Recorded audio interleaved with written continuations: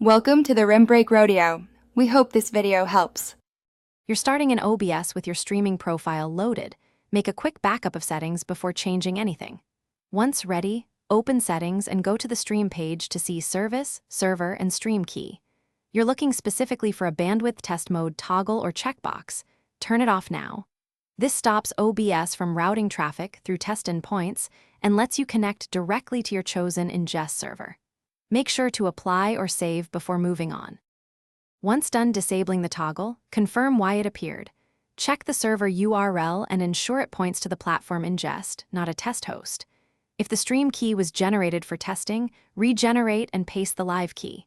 Also inspect plugins, proxy, or firewall rules that can force test behavior and disable them. Sometimes a plugin will re-enable testing. After these changes, click Apply and OK. Then prepare to restart OBS, so you're almost done. Restart OBS to ensure settings fully reload, and then start a short private stream or stream to an unlisted channel to verify you're hitting the live ingest. Watch the stats window for bitrate and dropped frames, and confirm the server responses show a live connection rather than a test endpoint. If you still see test mode, reset your OBS profile or temporarily disable third-party plugins. That one troubleshooting step often clears stuck test flags and restores normal stream. Thanks for watching. Consider subscribing if we helped you.